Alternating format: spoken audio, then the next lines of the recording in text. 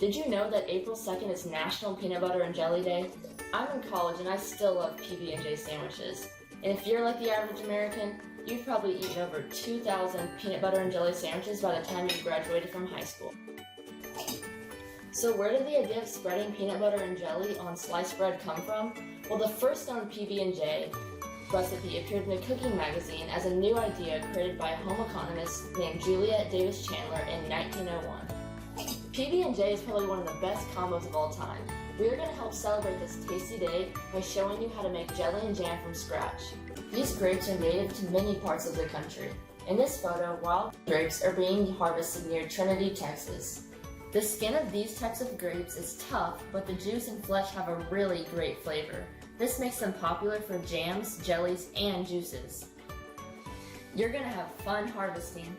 The great thing is that these grapes can be frozen and used for later, or you can process and just freeze the juice. Once you harvest, you are ready to begin preparing the grapes for your jelly or jam recipe. Grapes are rinsed and put in a large pot.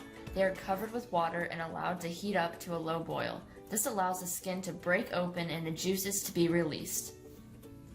Pour the liquid and pulp through a strainer. This will remove the seeds and skins from the juice and pulp. Using the wooden pestle roller allows the maximum amount of juice to be extracted. The difference between jam and jelly is that jam contains more of fruit pulp. I made jam. To make jelly, after the step, you would need to strain through a cheesecloth to remove all the fruit pulp.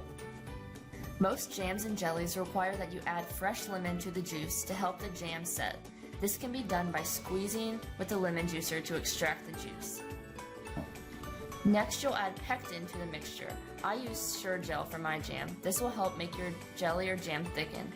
Combine all ingredients, the juice, lemon juice, and pectin, into a large pot and bring it to a rolling boil and then stir in sugar.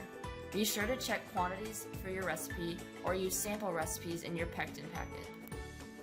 Boil for 1 minute and skim off the foam. Remove pot from heat. While the mixture is still hot, use a ladle to fill the jars 1/4 of an inch from the top.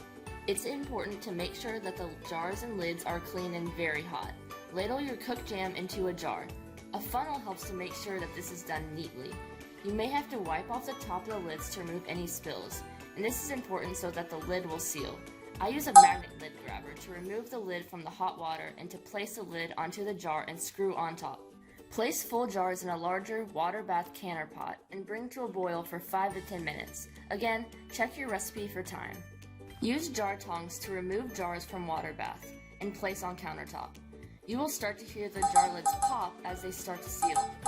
Allow jars to cool to room temperature and then your jelly or jam is ready to store or eat. These will make great gifts, and be sure to label with name of the jam or jelly and the date prepared. Now I get to enjoy PB&J for lunch.